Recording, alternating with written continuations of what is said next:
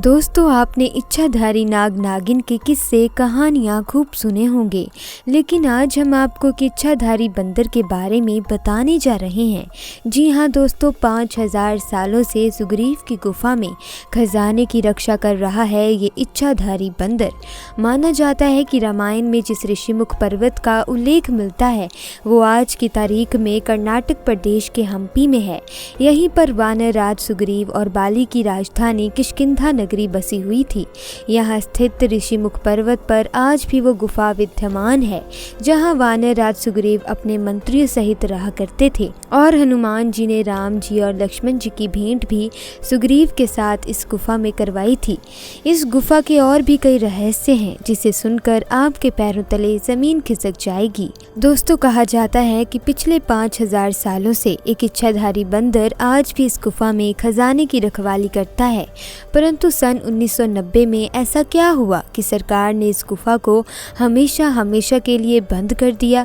इस घटना की शुरुआत करने से पहले सभी लोग श्रद्धा से कमेंट बॉक्स में जय श्री राम अवश्य लिखें।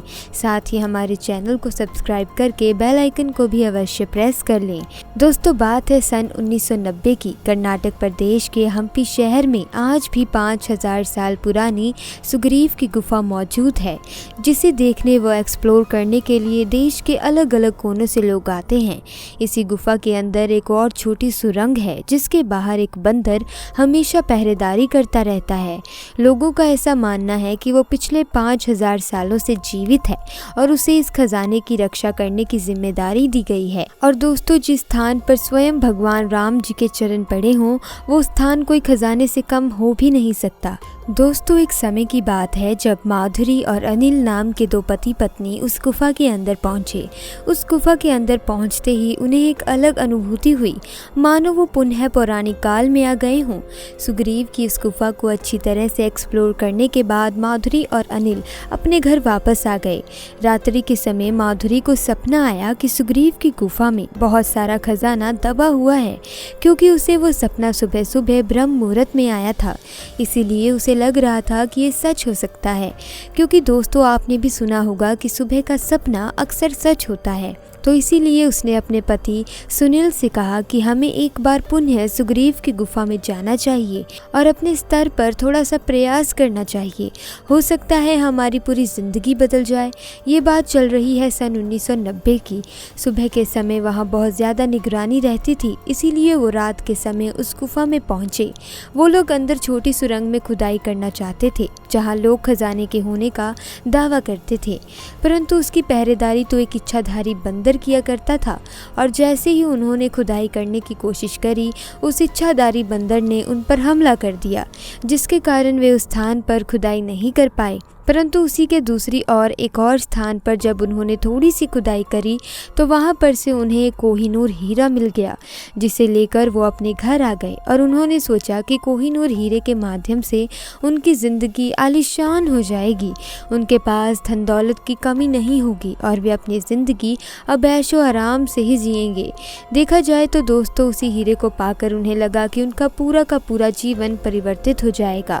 अब दोस्तों, कर्नाटक प्रदेश के हम्पी क्षेत्र के जो लोग थे उनका उस गुफा के साथ बहुत गहरा लगाव था।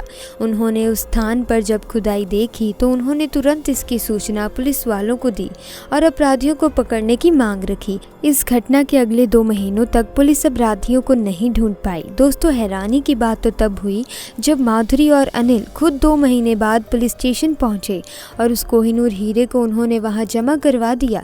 जब पुलिस वाले ने उससे कहा कि आप लोग खुद को सरेंडर करने क्यों आए हो, तब उन्होंने सच बताते हुए कहा कि एक रात्रि को आज से 2 महीने पहले हम इस कोहिनूर हीरे को उस गुफा से चुरा कर लाए थे। हमने सोचा था कि हमारी ज़िंदगी पूरी तरह से बदल जाएगी, पर अफसोस ऐसा कुछ नहीं हुआ, बल्कि इस हीरे के आने के बाद हमारी ज़िंदगी में तो चारों ओर से मुसीबतें आने लगीं।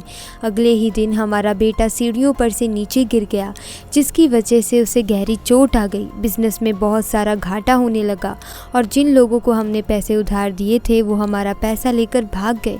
हम समझ चुके हैं कि ये सब कुछ केवल और केवल इस हीरे के कारण हो रहा है। और जो कोई भी इंसान सुग्रीव के उस गुफा से कुछ भी लेना चाहेगा और वो कहीं का नहीं रहेगा। हम यही चाहते हैं कि आप पुनः इस कोहिनूर हीरे को उसके असली स्थान पर पहुंचा दें। जिसके बाद दोस्तों सन 1990 में सरकार द्वारा उस हीरे को पुनः अपने स्थान पर रख दिया गया। उस समय वहां पर वो इच्छाधारी बंदर मौजूद नहीं था, परंतु लोगों का कहना था कि वो एक इच्छाधारी बंदर है जो अदृश्य है, वह अन्य रूप धारण करने की भी क्षमता रखता है और सरकार द्वारा सन 1990 में सुग्रीव की गुफा को हमेशा हमेशा के लिए बंद कर दिया गया ताकि इस तरह की घटना वहां पर दोबारा ना हो और ना ही भारतीय संस्कृति के साथ खिलवाड़ किया जाए। इस तरह की रेस्ट्रिक्शंस गुफा के लिए लगाई गई।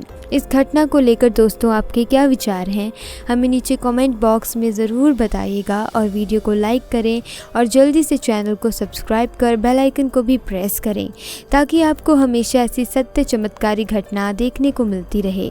अभी के लिए आप सभी दर्शकों को जय श्री राम। मिलते हैं दोस्तों अगली वीडियो में। धन्यवाद।